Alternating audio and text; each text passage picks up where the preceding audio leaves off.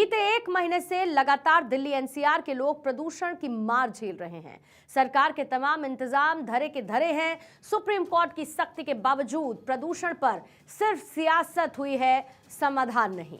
दिल्ली की हवा में किस तरीके से जहर घुला हुआ है, ये तस्वीरों के जरिए आप देखिए। ऐसे हैवी पार्टिकल्स और मेटल मौजूद हैं जो शरीर के अंगों पर बुरा प्रभाव डाल सकते हैं। दिल्ली के प्रदूषण की बात करें तो AQI आज भी ज्यादातर इलाकों में 400 के पार रहा। आनंद विहार और शाहदरा सबसे ज्यादा प्रदूषित रहे। यहां पर AQI 900 को भी पार कर चुका है। इतने दिनों से जहरीली हवा में सांस लेने के बाद दिल्ली के लोग अब अपनी बिगड़ती हुई सेहत से परेशान हैं। वायु प्रदूषण का कुछ ऐसा ही हाल NCR में भी है। नोएडा, गाजियाबाद, गुरुग्राम, फरीदाबाद, मेरठ में भी AQI 300 के पार चढ़ा हुआ है। आर्थिक राजधानी मुंबई में एयर क्वालिटी इंडेक्स 500 तक जा पहुंचा है और इन हालातों में शहरवासी एक ही सवाल पूछ रहे हैं कि राहत की सांस आखिर कब मिल पाएगी।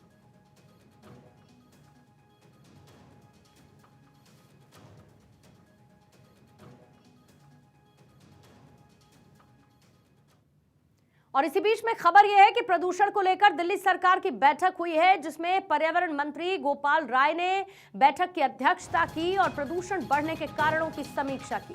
प्रदूषण नियंत्रण को लेकर रणनीति भी तैयार की गई है। इससे पहले पर्यावरण मंत्री गोपाल राय भी कई बैठकें और कई प्रेस कॉन्फ्रेंसेस भी कर चुके हैं, जिसमें वो ये बताते हैं कि आखिर बैठक में चर्चा क्या हुई और कैसे बढ़ते हुए पोल्यूशन को रोका जाएगा। वैसी ही एक और बैठक दिल्ली सरकार की इस वक्त हो रही है प्रदूषण को लेकर, जिसमें पर्यावरण मंत्री गोपाल राय ने इस बैठक की अध्यक्षता की। प्रदूषण बढ़ने के कारणों की समीक्षा इस बैठक में की गई और इसके साथ ही प्रदूषण नियंत्रण को लेकर भी रणनीति बनाई गई। दिल्ली में प्रदूषण की स्थिति में थोड़ी बढ़ोतरी दर्ज हुई है, उसको लेकर के आज बैठक की थी। बैठक में इन पहलुओं पर चर्चा हुई कि आखिर जो प्रदूषण का स्तर है, चूँकि पराली जलने की घटनाएं तो काफ़ी कम हो गई हैं, फिर भी ये प्रदूषण का स्तर क्यों बढ़ रहा है। तो उसमें 2-3 फैक्टर जो है वो सामने आए हैं जो साइंटिस्ट ने रिपोर्ट की है। पहला तो ये कि लगभग 36% जो व्हीकल पोल्यूशन जो है उसका कंट्रीब्यूशन देखा जा रहा है। और उसके साथ साथ जो मेजर दूसरा फैक्टर है वो 31% जो बायोमास बर्निंग है, जो अलग अलग जगहों पे आग लग रही हैं छोटे छोटे। दिल्ली NCR में जो इस तरह की गतिविधियां हो रही हैं, उसका जो है कंपोनेंट जो है वो बढ़ रहा है। और एक और रिपोर्ट देखिए हमारे संवाददाता सुरेश झा की।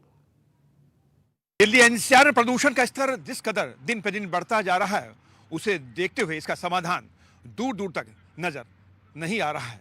हालांकि सरकार की तरफ से तमाम कोशिशें की जा रही है, लेकिन उसके बावजूद प्रदूषण है कि कम होने का नाम ही नहीं ले रहा है। जैसा कि समय मौजूद है राजपथ पर, और आप राजपथ का नज़ारा देखिए कि प्रदूषण की वजह से किस तरीके से यहाँ पर चारों तरफ सफ़ेद चादर बिछी हुई है।